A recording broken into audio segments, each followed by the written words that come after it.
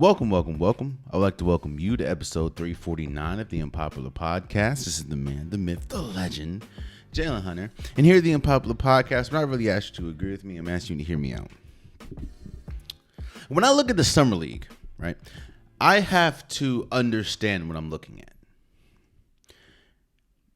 I don't take much, and you really can't take much from the Summer League because a lot of the teams, a lot of the players that you see, they're probably not going to be on the NBA roster. They may not even make it to a G League roster. A lot of them will make it to a G League roster, but you're not getting the best brand of basketball because a lot of those players are not going to be there. That's why you see, I think you can have 10 fouls a game for one player. Like, it's just not that good basketball because, again, you're not seeing the top tier talent play.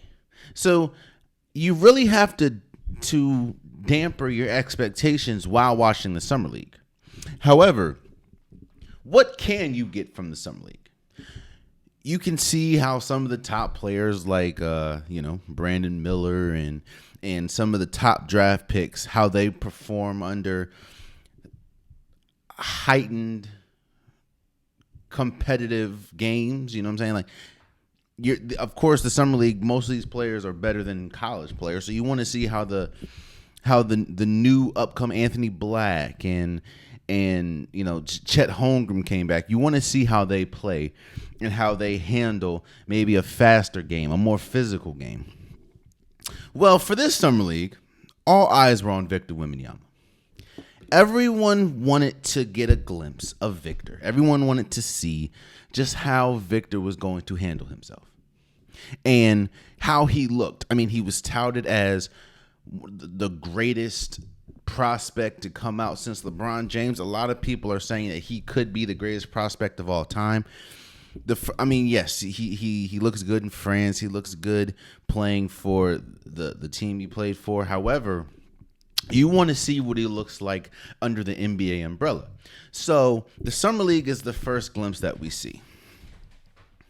And I'll admit, going into it, I had concerns that I needed to be dispelled watching him play. Of course, I said it, I think last episode, the concerns I had for Victor was, of course, his lateral speed because he's so tall. Is he going to be able to really, especially when he gets switched on to a guard or when he gets switched on to a faster player, is he going to be able to keep up? Is he going to be able to move his feet fast enough because he's so tall? And of course, his build, his strength. He is a very skinny player.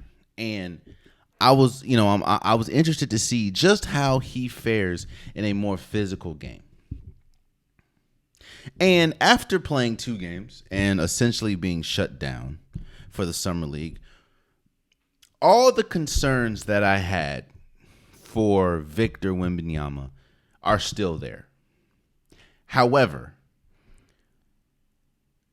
I am more sure that when we look up 3-4 years from now, Victor Wembanyama has the talent to be one of the best players in basketball.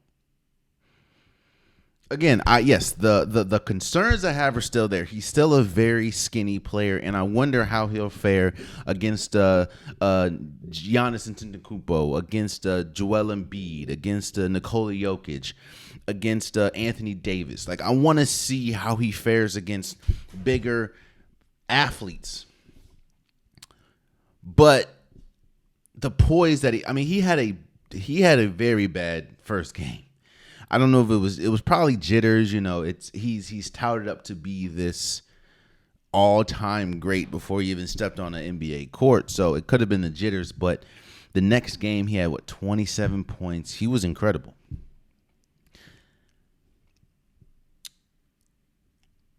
The concerns that I have for Victor Wembanyama don't overshadow the.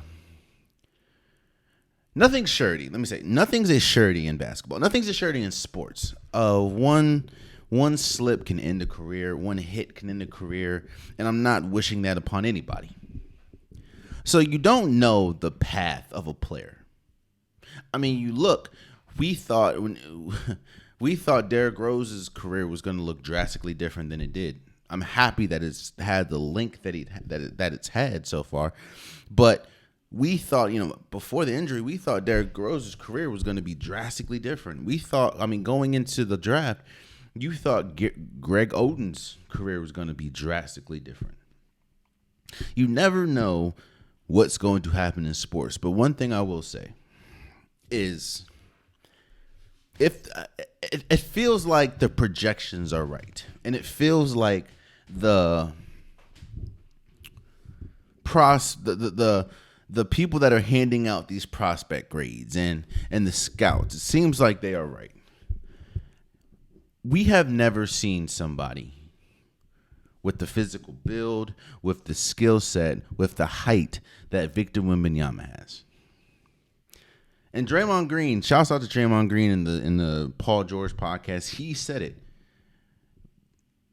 Victor Wembanyama has the ability year one to be one of the best rim protectors in basketball because of just the sheer length that he has. And nothing, and I mean absolutely nothing, has deterred my thoughts about how good. In fact, I feel even stronger with saying that Victor Wembanyama will be 3, 4, 5 years from now, will be one of the best players in basketball if he stays healthy. Now, again, I don't wish injury upon anybody, so let's hope that that's what happens. And you saw, the news about Greg Popovich signing a 5-year extension. You want to get this right. When you have a once in a generational player, for what people call, you want to get that right. You don't want an unproven or pretty much an unproven coaching somebody like this.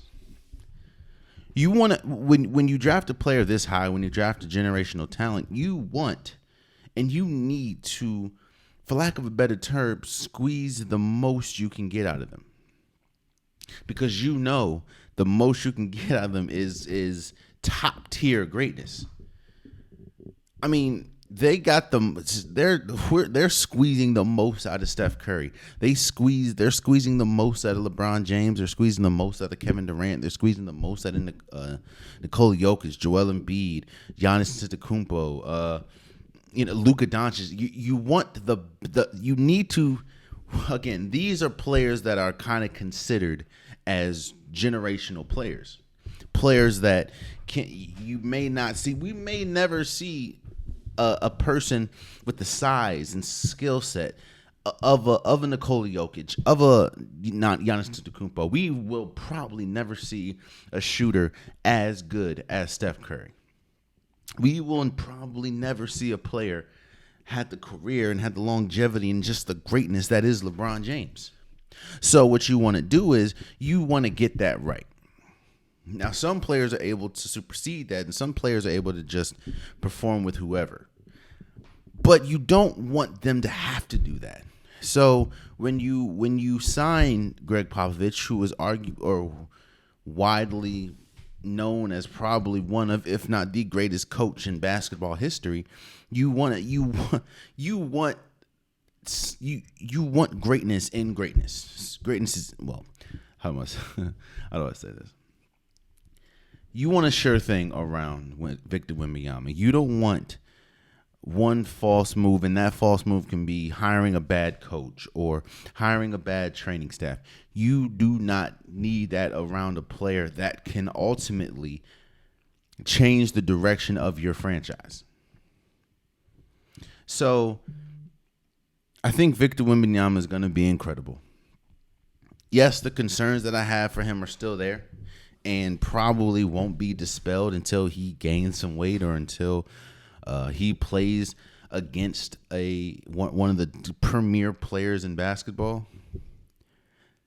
But Victor Wembanyama is the real deal, man. And It it would be, from what I saw, and yes, I understand that you don't take a lot. You shouldn't take a lot out of the summer league. But one thing that you can take out of is you want to see how a player plays after a bad game. You want to see what happens when they don't get the calls. Because in college, in overtime, in the G League, Ignite, they usually get their calls because they're the star players. Well, you're going into a league now where you're surrounded by stars. The worst player on an NBA bench is probably one of the greatest players you will ever see on the street. So in the summer league, you want to see poise. You want to see domination. Like, if you're a second or third year player playing in the summer league, there should be no question. You should be easily the best player on, like the Rockets. They had Eason playing. They had Jabari Smith. They should be 10 times better than most of the players that you see in the summer league because they have a year in the NBA. You see some of the Magic players. That's what you want to. That's what you want to see. You can't take a lot, but what you can take is things that are supposed to happen should happen. If you played in the league for 2-3 years, you should be dominating in the summer league. Or if you're a top tier player like a Victor Wembanyama, like a Brandon Miller, like a Scoot Henderson, you should be able to dominate. Or, I'm not going to say dominate, but you should look drastically different than the rest.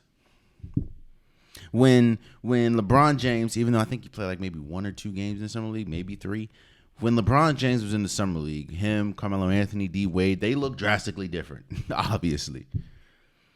Every star that you see or every star that you've seen that played in the summer league, I mean, Dwight Howard looked different in the summer league. Steph Curry. The summer league is different. Nikola Jokic, even though he was a second overall pick or second round pick, he looked drastically different in the summer league. So what I'm just saying is you don't take a lot, but what you do take, things that are supposed to be clear should get cleared up. If you've been in the league for 2-3 years and you're still in the summer league, you should dominate. And I want to see how your poise looks in Victor Wembanyama. I'll say this, and let me move on. What I wanted to do is I wanted to give my top 10 players under 25 in the NBA. I wanted to do that because we talk about Victor Wembanyama, and you hear people like Kenny Smith saying in 4 years he should be the MVP of the league. You hear people saying that he should be a top 10 player already. I'm not going to disrespect the players that are already in the NBA, but what I will say is I do agree with the sense of when you look up and with the skill set that Victor Wembanyama has, he should be one of the best players in the league, not just under 25, like one of the best players in general in a few years, if everything comes together the way it should. And I'm not saying he has to win a championship in 3-4 years or whatever, but what I'm saying is the league is going to look very different in the next few years. I mean, we don't know how long LeBron James has. We don't know how long Steph Curry and the Golden State Warriors core have. We don't know just how long some of these older players look. So, I mean, we don't know how long KD has. So what I'm saying is some of the names that we have grown up with, some of the names that we know are names like LeBron, Steph, KD, they may not be here in the next 4, 5, 6 years as far as the NBA. So the league is going to look very different. And while, yes, I do agree with the sense that Victor Wembanyama can very much be one of the best players in the NBA, right now, I'm going to give my top 10 players under 25, and I'm not going to disrespect the players that are already there. Meaning, Victor Wembanyama is not going to be on this list, but he has the skill set to be better than a lot of these players. Let's just say that. And let's start. Let me give number 10. Again, these are my top 10 players under 25 right now. Number 10, I have Tyrese Maxey. One of the biggest reasons why you're seeing a lot of the stuff that you're seeing go on in Philly is because of how good Tyrese Maxey is. And no, you don't want to give up a James Harden, but you feel a lot better giving up a James Harden when you have Tyrese Maxey. Coming out of Kentucky, nobody really thought he was going to be this good. He kind of struggled offensively in Kentucky as far as, creating creating jump shots and his jump shot. But now Tyrese Maxey is one of the fastest players in the league, one of the most electric players. I mean, you look up and he'll have a 30-point game easy. I'm like, oh shoot, like that. And when you pair him alongside a Joel Embiid, that is a dynamic duo that the Philadelphia 76ers hope is here for years to come, which is, again, it's easier to try to trade James Harden when you have Tyrese Maxey. Because if you didn't, I put money. If they didn't have Tyrese Maxey, there's no way in heaven and hell they're trading James Harden. Nowhere. Now, they still could possibly keep James Harden, but that doesn't take away from the fact that Tyrese Maxey is one of the best players under 25 in the league. So I have Tyrese Maxey at number 10. I have LaMelo Ball at number 9. He is obviously the face of the Charlotte Hornets. He is the Charlotte Hornets' best player, and we haven't seen it so far because of injuries and just because of just how bad the Charlotte Hornets have been. But LaMelo Ball is a player that you can build a team around, and he is a great starting piece from his assist ability or his ability to see the floor, his ability to shoot the ball. He is a hyper aggressive player. LaMelo Ball he's one of the more forgotten players. Now, hear me out. He's one of the more forgotten players in the league because of just how, because of how different, or not different, because of the lack of success that other players may have compared to LaMelo Ball. But there's a reason why he was one of the players that got a max rookie extension. He deserves every penny of it. And moving forward, you don't want to lose a player as good as LaMelo Ball, and that is the Charlotte Hornets. So I have LaMelo Ball at number 9. And number 8, I'm not gonna sit here and lie and say that I saw this coming. If anyone really saw this coming outside of Tyrese Halliburton, his camp, then you would probably be lying too. But at number 8, I have Tyrese Halliburton. Remember, I don't know if you remember the scouting report that came out for Tyrese Halliburton coming into the league. He had an incredibly slow jump shot, and he had a very unorthodox jump shot. He wasn't that good offensively in college. He was a lanky guard that could defend pretty well. That was his build. That was what when we were talking about Tyrese Halliburton, his ceiling was pretty much a great 3-and-D, a really good 3-and-D player. You didn't know about the 3 because of his jump shot, but when you look up and another player that got a max extension, he deserves every part of it. He was a home run hit in Sacramento, and then that's why it was so shocking that they traded him to Indiana. But he has been a home run hit. Tyrese Halliburton he is clearly a cornerstone for a franchise to turn the corner. And with his leadership, being an all-star last year, it's hard for me to explain because this is something that I never imagined, never thought. Seeing him in college, seeing him come out of college, maybe his first year in Sacramento, I just thought that he was going to be a really good player. I didn't think that he was going to be a top tier player in the league, a player that when you talk about some of the cornerstones, when you talk about some of the players to build your franchise around, never thought Tyrese Halliburton's name was going to come up. However, it has. And he has played himself into a big contract. He's played himself into being probably the face of Indiana basketball. I mean, or Indiana Pacers basketball. When you think about it, the Pacers have who? They have Buddy Hield. They have Miles Turner, who seems like they've been trying to trade for years now. Bruce Brown's got there. And you have Tyrese Halliburton. And Tyrese Halliburton, out of all the names I said, is the clear-cut best player. So I have Tyrese Halliburton at number 8. Number 7, I have Trae Young. Now, hear me out. I understand the people that are starting to click and starting to go in the comments saying how crazy I am. Trae Young is such a dynamic scorer. Let me say, dynamic shooter. He is one of the best shooters, especially at the guard position in the NBA. He is obviously the face of the Atlanta Hawks basketball, and he is clearly the best player in Atlanta. But the reason why I have him at number 7 is because what is his second win? When he's not scoring, when he's not shooting the ball, what is his second win? He's not that good of a defender. Yes, he can assist. He's a decent passer, but of course, passing doesn't really come second nature to him. What comes second nature to Trae Young is shooting the ball.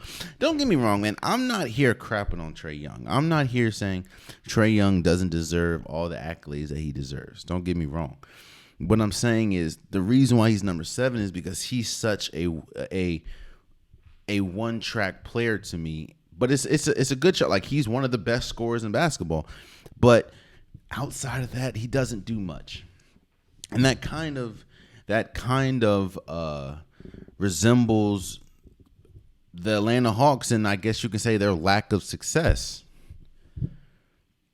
They made it to the playoffs this year and pushed the Boston Celtics to 6 games. A couple years ago, they made it to the Eastern Conference Finals, but I just don't. It's hard for me. Trae Young is one of those players that I don't know. You can kill me if you disagree. You can leave in the comments. It's fine. We'll discuss it. I don't know if Trae Young is a franchise player. I think he's an incredible player. I think that he is a player that can change the fortune of a franchise. I just don't think that if he is your franchise player, I don't think your franchise is a championship caliber team. That's just it. And I know it sounds very harsh and it feels like I'm being harsh, but I'm not trying to be. I'm just trying to express I don't know about Trae Young. Trae Young, I don't know. But I do understand how good of a player he is. And I understand when you talk about the offensive side of the ball, he is a top tier player. So I have him at number 7. All right. This is my first official, or maybe second, but I say first official controversial pick. And that is Zion Williamson at number 6. Hear me out. When healthy, and that is one of the biggest reasons why he's number 6, because of those 2 words, when healthy. But when healthy, Zion Williamson is a top 1 or 2 player on this list. When healthy, Zion Williamson is a top 10 player in all of basketball. When healthy, Zion Williamson not only is a player that can lead your franchise to the playoffs, but can make a deep playoff run just because of the sheer force that he plays with. When healthy, Zion Williamson is a top-tier generational player. We talk about there hasn't been many generational players.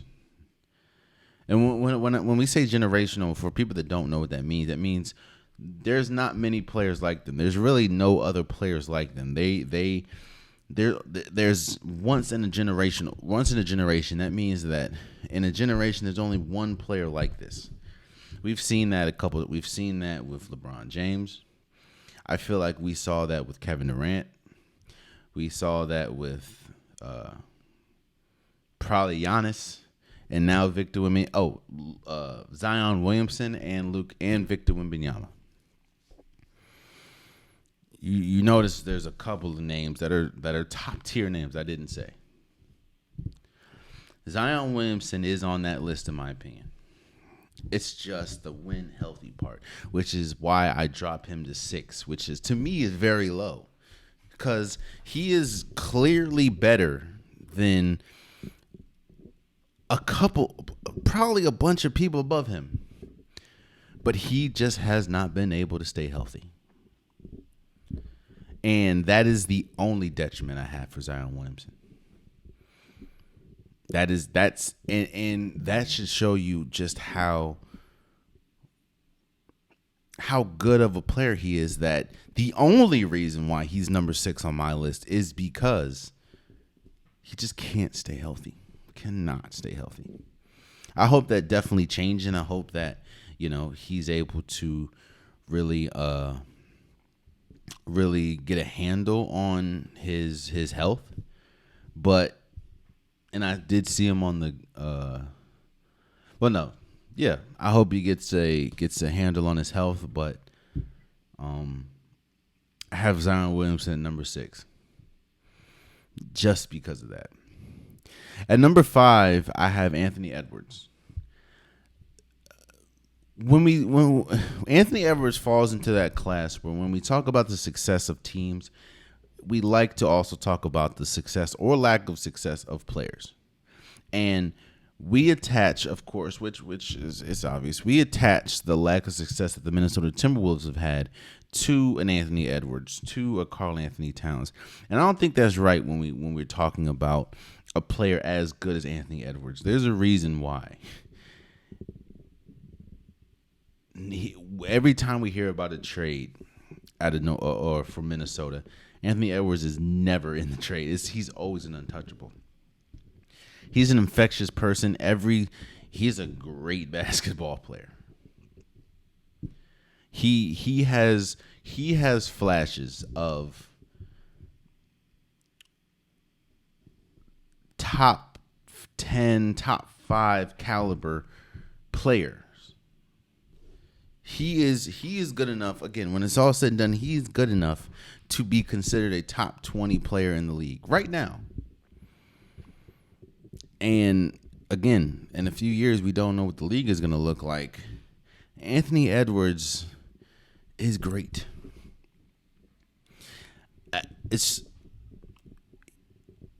There's really nothing that he can't do. Yeah, maybe his shot IQ could be a little higher, but that usually comes with experience. That comes with playing, in the league for a while. That comes with having a proper vet, and I don't think that he really has a proper vet in Minnesota. And when you talk about lack of success, you can really talk about how the team is built. You have you have Karl Anthony Towns playing alongside Rudy Gobert in 2023, and you think that is the recipe for success. But Anthony Edwards alone is a top tier player and doesn't get a lot of respect. It's kind of like a lot of the Western Conference teams that aren't like mainstream or not mainstream, that aren't top tier teams like a Lakers, like a Golden State, like a Clippers. You don't really see them. Like we don't really watch the Minnesota Timberwolves, and not just the West. We don't really see Charlotte Hornets on TV. We don't really see the Indiana Pacers on TV. You don't really see those type of players. So a lot of people don't understand how good a Tyrese Halliburton is. A lot of people don't really understand or realize how good Anthony Edwards is, which is very hard to promote at times. But Anthony Edwards is all that. And there's a reason why he was an all-star this year. There is a reason for it. They just did. Yes, I understand he was a replacement, but they didn't. He deserved every bit of it. There's a reason why Tyrese Halliburton was an All-Star this year. They deserved every bit of it. So at number 5, I have Anthony Edwards. All right, now we're getting to the franchise change players. Number 4, I have John Morant. Yes, I understand all the stuff that's going on off the court, but when we just talk about on the court, he is the heart and soul for the Memphis Grizzlies, and he is one of the top tier players in basketball already.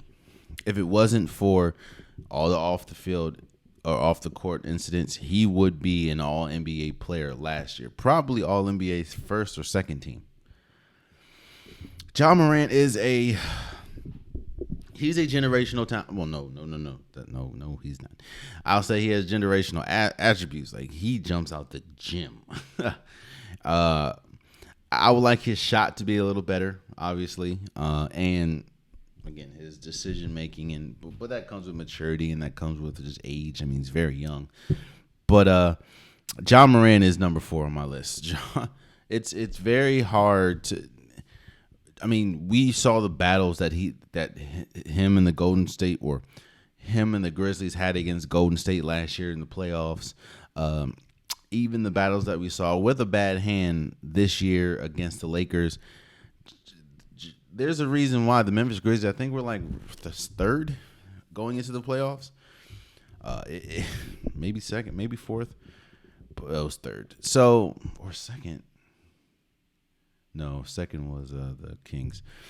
So I have John Morant at number 4. Again, if you take away, even with the off the court incidences that I'm not gonna elaborate here, he is a top tier player now, not just 25 and under, top tier player. So I have John Morant at number 4. Another player that doesn't get a lot of airtime, of course, because of the team that he plays for. But if you a real basketball fan and his name is starting to catch wind a lot more now in the mainstream. But for number 3, I have Shai Gilgeous-Alexander. First team All NBA. He's another player where you knew he was going to be good while he was at Kentucky, but you just didn't think that he was going to be this good. I never thought that Shai Gilgeous-Alexander, especially when he was on the Clippers. Well, yes, he was good on the Clippers, but he wasn't all NBA good. It's I know it's crazy to say, but that trade, and I think sometimes it feels like I'm on a hill when I speak on how good Paul George actually is, but it's starting to look more and more like the Clippers are losing that trade as far as Paul George for a bunch of draft picks and Shai Gilgeous, because just how good Shai Gilgeous is. I'll say this. He is so good that you can drop him on the Lakers. You can drop him on the Clippers. If he was on the Clippers right now, they'd be a championship caliber team. In fact, of course, you had a healthy Kawhi, a healthy Paul George. They would probably be a championship favorite. If you dropped him on the Lakers, they probably would win a championship. If you dropped him on the Celtics, they could be in a championship. That's how good Shai Gilgeous is. There's not much, maybe a little more consistency in his shot, but there's not much improvement that Shai Gilgeous needs. And he is a top tier guard in the league. You can't really name 10 guards in the league right now without saying Shai Gilgeous' name, and that is a testament to just how good he is. So I have Shai Gilgeous at number 3. And number 2, I have Jason Tatum. It's Jason Tatum, bro. Jason Tatum is the face of the Boston Celtics. And yes, even though the Boston Celtics haven't ultimately won a championship, Jason Tatum has been in, 3 or 4 Eastern Conference Finals. He's been to 1 NBA Finals. Jason Tatum has had multiple 50-point games. He had a 50-point or 50. I think he had most points in Game 7 history with 51. He had the most points scored, I think, in All-Star game history. Jason Tatum is Jason Tatum, and you can look at the lack of success for the Boston Celtics. You can say that he may have leadership issues, whatever you want to say. It is what it is. But when we talk about the sheer talent that is Jason Tatum, he is there's argument that he's a top 10 player in the league right now. That's how good Jason Tatum is. I mean, I think he finished 4th last year in MVP voting. 4th. So, I mean, hey, the Boston Celtics are always going to be a championship caliber team as long as Jason Tatum's on that team. That's just it. So I have Jason Tatum at number 2, and number 1 shouldn't really be a question. It's Luka Doncic. When we talk about top 10 and how you can say Jason Tatum's arguably top 10, there's no argument. Luka Doncic is a top 10 player in the league right now. Yes, I understand that the lag is they didn't even make it to the playoffs last year. They didn't make it to the play-in last year. I also understand that Luka Doncic can be better at defense. He can definitely be a better defender, but we talk about there's argument. There's people that say that Luka Doncic is the best player in the NBA right now. I'm not one of those people, but I'm not mad at you saying that. There's an argument that he's a top 5 player in the league. That's just how good Luka Doncic is. That's how gifted of a scorer he is, and especially with his height. I think he's 6'7", 6'7" guard doing what Luka Doncic does. I mean, we know about him and leading the Dallas Mavericks to the Eastern Conference Finals just a year ago. And I'm interested to see with a full season how he and Kyrie coexist. I don't really think it's a good fit, but just because both of them are very ball dominant. But Luka Doncic is number 1, and it's a clear-cut number 1. Yes, him and Jason Tatum are closer than Jason Tatum and Shai Gilgeous, in my opinion, but it's 1 and then a good little gap, and then it's 2. So my top 10 players under 25 right now is Luka Doncic, number 1, Jason Tatum, number 2, Shai Gilgeous-Alexander, John Morant, Anthony Edwards, Zion Williamson, Trae Young, Tyrese Halliburton, LaMelo Ball, and Tyrese Maxey.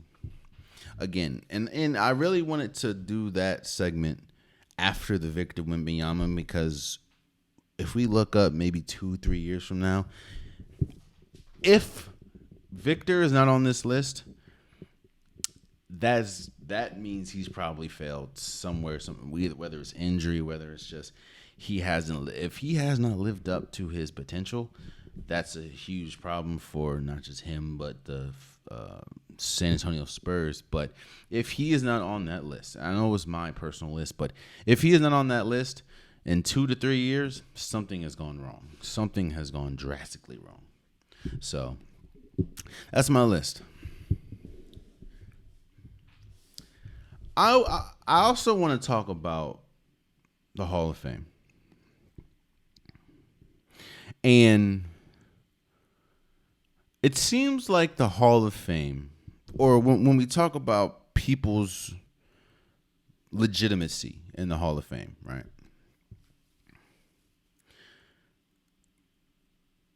It feels like when people talk about who should get in the Hall of Fame, who shouldn't get in the Hall of Fame, they talk less about what they've done, but how long they've done it. There was an article that came out saying that I think Andrew Luck is soon to be eligible for the Hall of Fame, or I think it's like 2024 or something like that.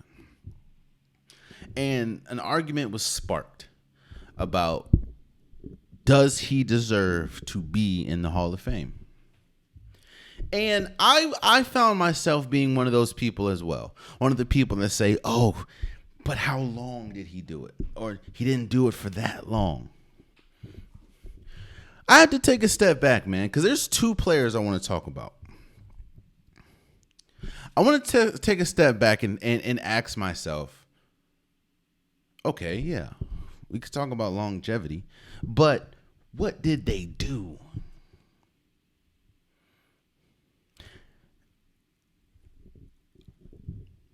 I feel, and it's usually for the Hall of Fame, man. Yes, accolades matter. Accolades definitely matter when we talk about the Hall of Fame. What have you done in X League? What have you done in the NFL? What have you done in the NBA? Can they describe, and that's another thing. I don't remember who said it, but I like the saying. Can I talk about the history of the sport and not mention you? And if I don't mention you, is there a piece missing? Meaning, you can't talk about the history of football and not mention Tom Brady. At this point, you can't talk about the history of football and not mention Aaron Rodgers, not mention, Montana, not mention Elway, not mention Lawrence Taylor.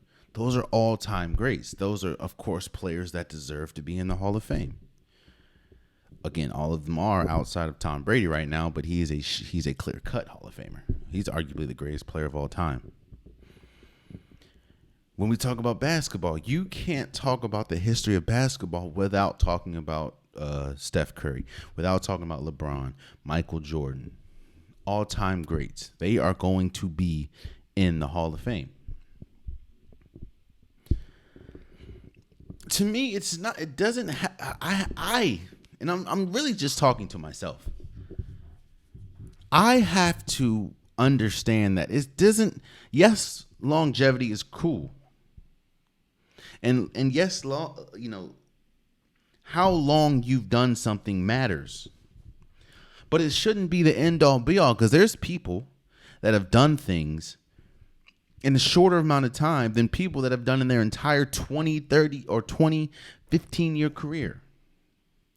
And that's where we get to Andrew Luck. The conversation is, should Andrew Luck be in the Hall of Fame? Andrew Luck only played 6 seasons. However, in those 6 seasons, he has 23,671 yards, which is 4th all time. He averages averaged 275.2 passing yards a game. That's 3rd all time. He also has 171 passing touchdowns. That's 3rd all time. Mind you, Andrew Luck retired. Give me a second. Andrew Luck retired. Andrew Luck retired in 2019. Andrew Luck retired in 2019, meaning 2019, 2020, 2021, 2022, 2023. He still ranks 4th in passing yards, 3rd in passing yards per game, and 3rd all time in passing touchdowns. People want to talk about the fact that he only played 6 years. Well, 6 seasons. Why did he play 6 seasons? He played 6 seasons because he was getting killed. He was getting killed. The people don't really talk about just how bad the Indianapolis Colts were. Like, they were terrible. They had a terrible offensive line. They had a terrible defense. They were terrible. Like, terrible is not even the word. Like, they were terrible. To the point where Andrew Luck kept getting hurt so many times because of the porous offensive line in football. He kept getting hurt. And even with all that, he led the Indianapolis Colts in the AFC. Mind you, you still have the Steelers. You still have, the Steelers are really good. The Titans are really good. The Chiefs are really good. You had all these teams, and Andrew Luck led a team with one of the worst offensive lines in football history to the AFC Championship. And he has all those accolades in 6 seasons. And retired in 2019. So those I mean, look, he has more passing yards. Hold on. He has more passing yards. Give me a second. He has more passing yards than Aaron Rodgers, who was a clear-cut Hall of Famer. He has more passing touchdowns than Aaron Rodgers.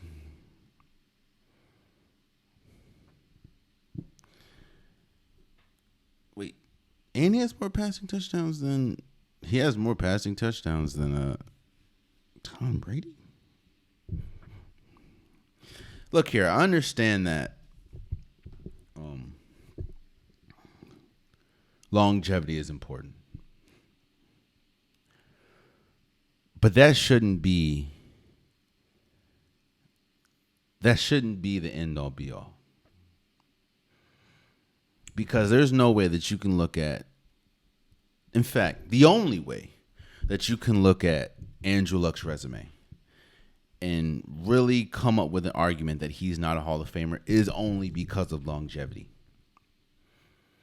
Then I would have to ask, well, what's more important, accolades or what he did or his name in the record books or playing for 15, 20 years?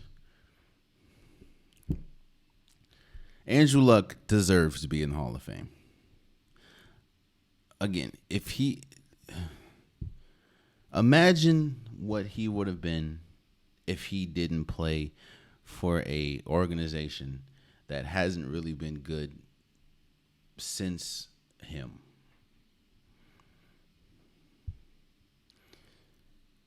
Again, I'm just going to say these numbers one more time.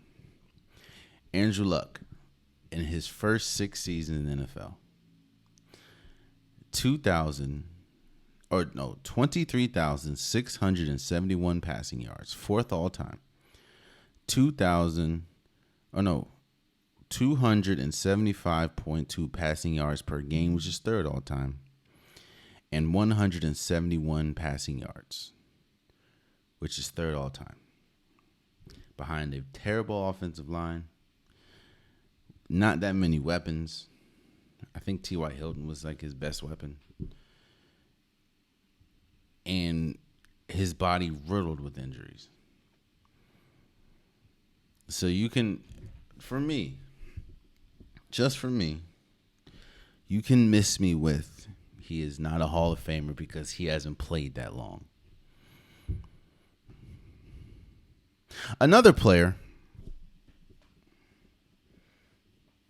that's on this list, or that is eligible or may deserve to be a Hall of Famer, maybe not, is Cameron Newton. Cameron Newton had 2 really historic seasons. His rookie year and 2015. Let me just... Oh, no. His rookie year and... was it 2000? Yeah, 2015. I'm sorry. So in 2011 and 2015. Now, yes, I understand that he had a longer career, but let me just rattle off some numbers for you. Just like I did with Andrew Luck, I'll do that with Cameron Newton. Cam Newton, 2015 MVP, Super Bowl appearance, 3-time Pro Bowler, 1-time first team All-Pro, 2015 Offensive Player of the Year, 2011 Rookie of the Year, All-Rookie Team. He has the most rushing touchdowns by a quarterback in NFL history, most rushing touchdowns by a quarterback in a season with 14. He has 194 passing touchdowns. He has 32,382 passing yards, 5,628 career rushing yards. Yeah. Oh, 10-time NFC Player of the Week. NFC Offensive Player of the Week. Most combined touchdowns by a rookie in NFL history. Most combined yards for a rookie in NFL history were 4,784. Most first rookie to pass for at least 4,000 yards and only rookie to pass for more than 4,000 yards and rush for more than 700 yards. Whew. This is a long ass list that I'm not about to read all of.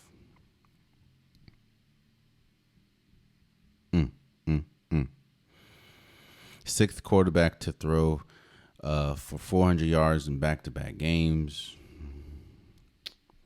First player to have 30 passing touchdowns and 20 rushing touchdowns in the first 2 seasons. First player in NFL history with 4,000 passing yards and 500 rushing yards in a season. Only player in history with 100 rushing yards and 5 passing touchdowns in a single game. First quarterback in NFL history to rush for 100 yards and pass for 300 yards with 5 touchdowns in a single game.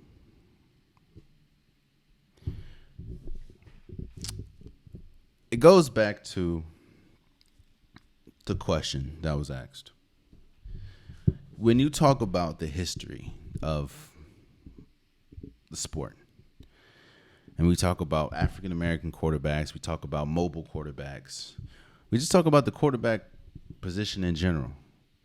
To me, there's no way that you can talk about the quarterback and the evolution of the quarterback and not discuss or leave out Cam Newton's name. I understand how, at least to this point, it's ended for Cam Newton. I understand that he wasn't the most accurate quarterback. I understand that, success-wise, outside of outside of maybe 2 or 3 seasons, he didn't have the most success. I also understand, kind of like Andrew Luck, he was riddled with injury because he was taking running back type hits. But like Andrew Luck, you have to discuss the greatness that is, or like there's a lot more to this list. First player in NFL history with 50 passing touchdowns and 25 rushing touchdowns his first 3 seasons.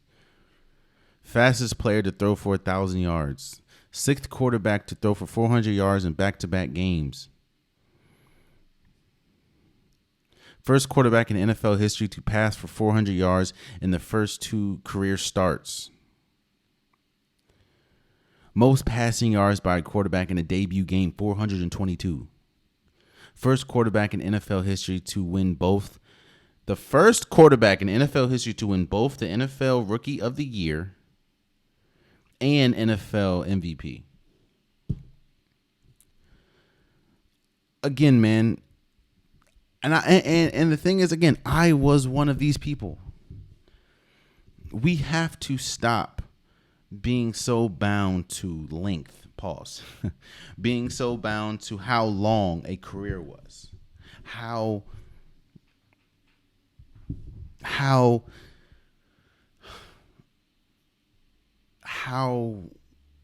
long somebody did something in their career. Instead, what we should focus on is what they did. There's a reason why Patrick Willis is probably going to be a Hall of Famer. He didn't play that long, but his impact was that impactful. Cameron Newton is a one-of-one player. When we talk about the mobile quarterbacks, when we talk about just African-American quarterbacks, you cannot talk about the history of African-American quarterbacks and not mention Cam Newton. You can't talk about the history of the quarterback position to this point and what it is today without mentioning Cam Newton. So while no, he never won a Super Bowl.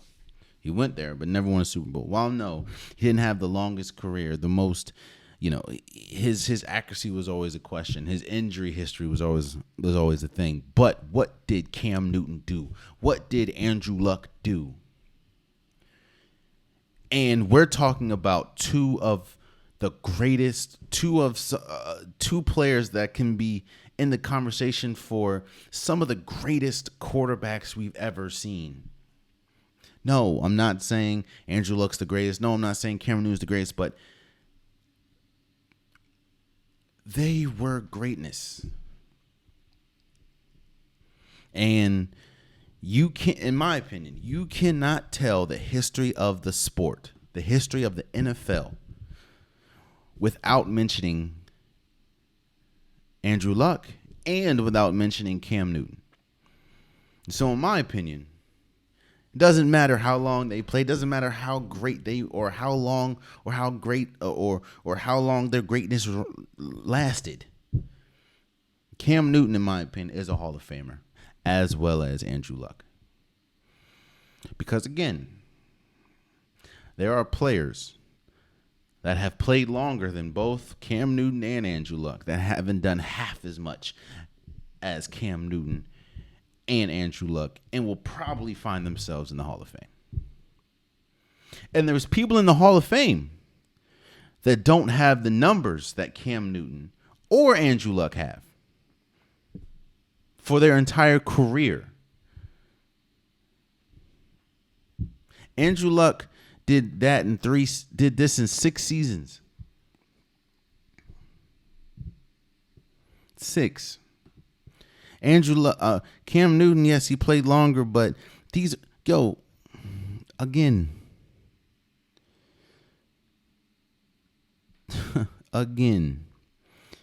the first player in NFL history to win both the NFL Offensive Rookie of the Year and NFL MVP. First quarterback.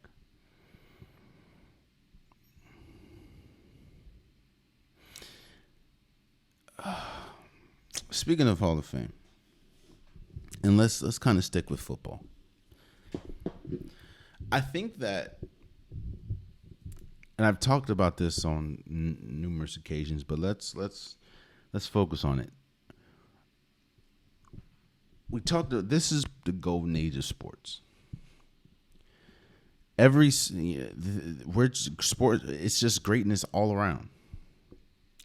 And I think that is a beautiful thing for sports, but I also think that is it's a challenge for sports, because when you look up, we're going to see some great players that probably just, if we talk about standalone greatness, should deserve to be in the Hall of Fame.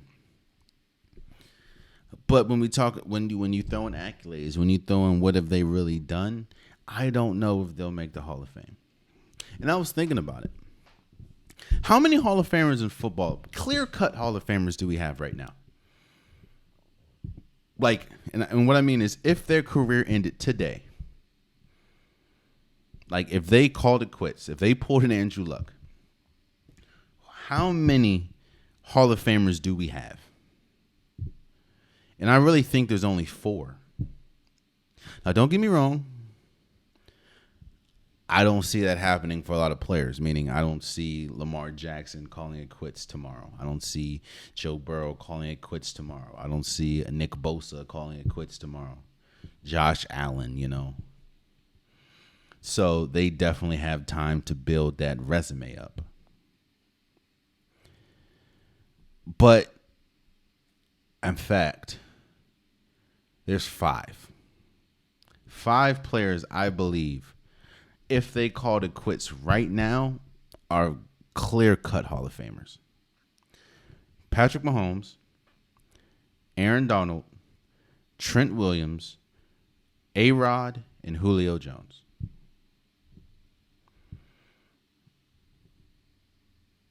Now, again, I think that Lamar Jackson's good enough to be in the Hall of Fame, just needs to do more. I think Joe Burrow's good enough to be in the Hall of Fame, just needs to do more.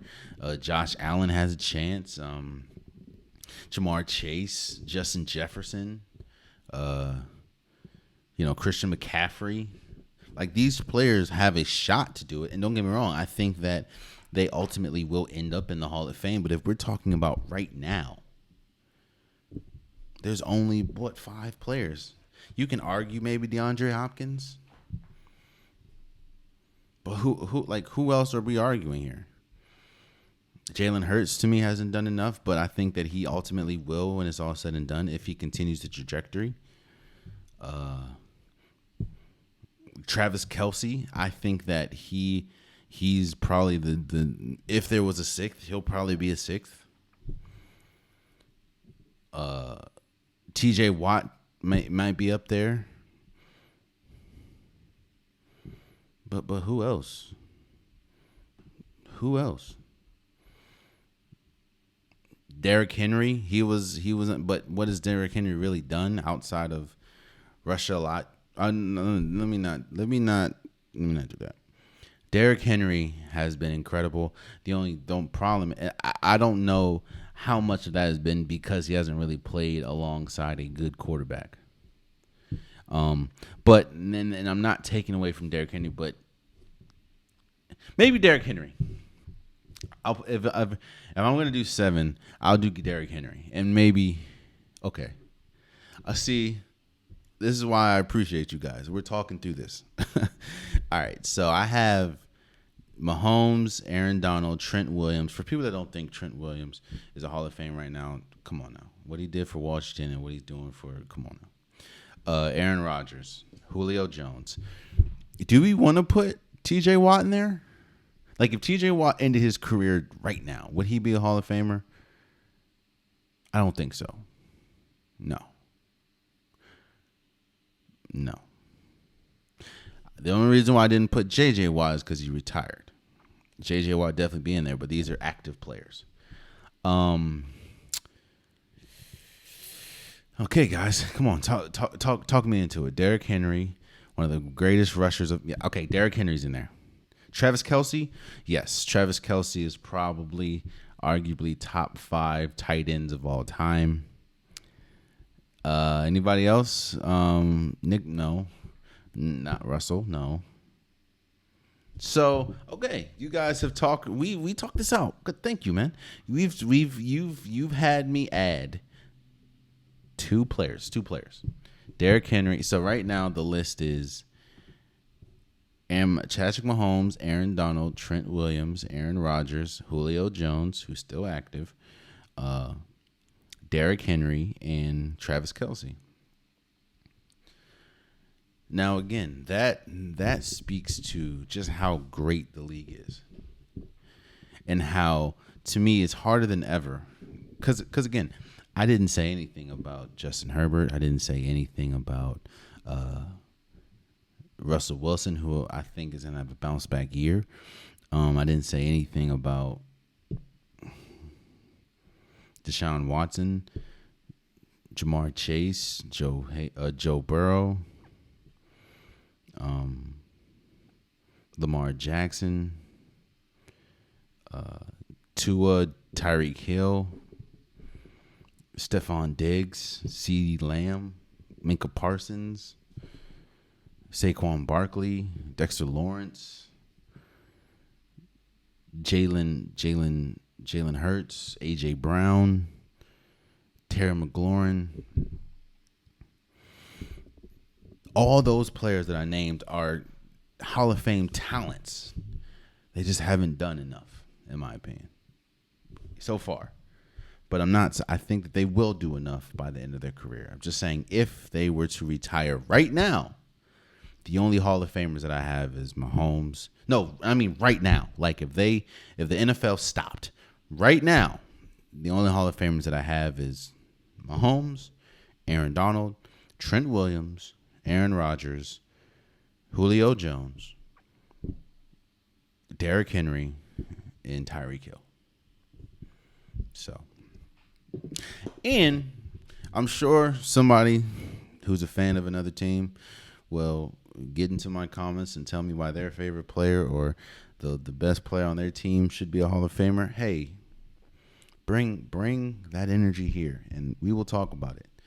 Tell me why Lamar Jackson should be a Hall of Famer right now. And I love Lamar Jackson. Tell me why Joe Burrow should be a Hall of Famer right now, or Josh Allen. Let me know. We'll talk about it. Or Matthew Stafford. We'll talk about it. And lastly, before we go, I did want to shout out Breanna, Stewart, and Napheesa Collier for starting their own league. I think it's called Unrivaled.